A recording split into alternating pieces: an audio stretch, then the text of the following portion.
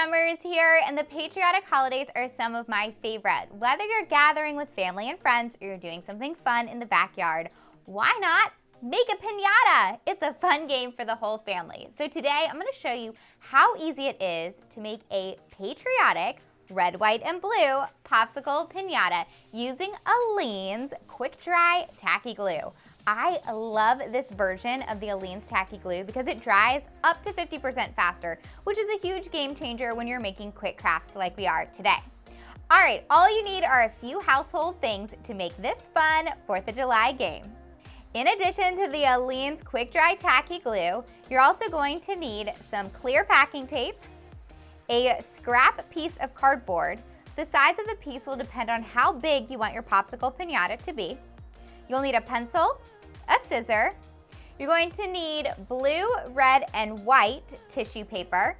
And then you're also going to need poster board. I happen to have red, but you can really use any color because you're going to cover it up. All right, let's get started. Step 1, you're gonna need to get that scrap piece of cardboard. I actually cut a flap off of a large box. That will work. It doesn't have to be pretty, and it doesn't matter if it has any logos or old shipping labels on it. What we're gonna do first is, starting at the bottom, we're going to make a curved shape. And then before we cut it out, we're gonna swap it to the side, and we're going to do a rounded popsicle stick right on top there. Next step, we're gonna use our scissor and we're gonna cut it out. Now here's where your poster board comes into play. You're going to need a piece of poster board. It does not matter what color it is. The poster board is going to be how we create the frame on our popsicle, but we need to decide how thick we want our popsicle to be. So I'm going to just make mine a few inches thick.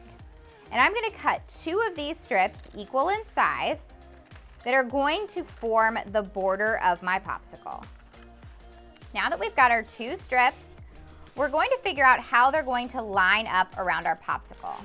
We're gonna glue this around our popsicle, but we're also gonna need some supports. We're gonna take that extra poster board and we're gonna cut some thin strips. These are gonna be our connectors. We're gonna take our long piece of poster board and we're gonna take our connector pieces and we're gonna glue a few along our poster board.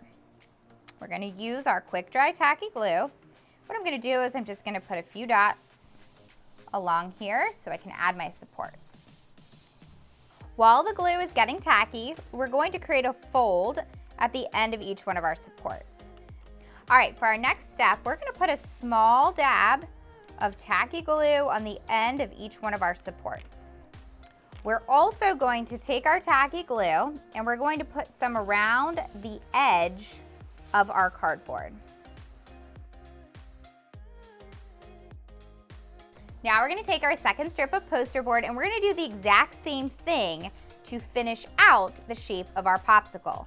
But we need to consider 2 things. We're going to create a trap door, and then we're also going to need to cut a slit for our popsicle. You're gonna wanna take your actual popsicle stick, figure out the width of it, and then use your scissor to cut this line. You can slightly fold it in half.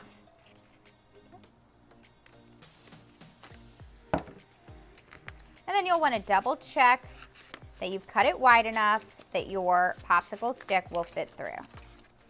Once you get to the end, you're going to have some extra, remember? So you want to go ahead and fold that end piece. It may help to fold it back first, and then fold it forward so that it folds around.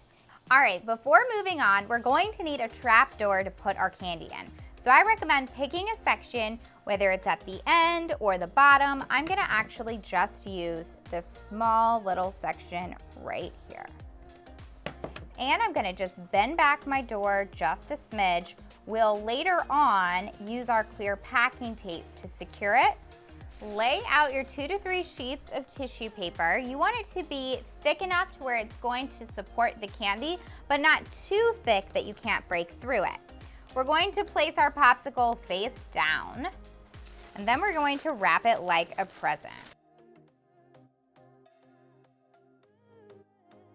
We're gonna go ahead and put our popsicle stick in right now. You want your fringe to be about 2 inches thick.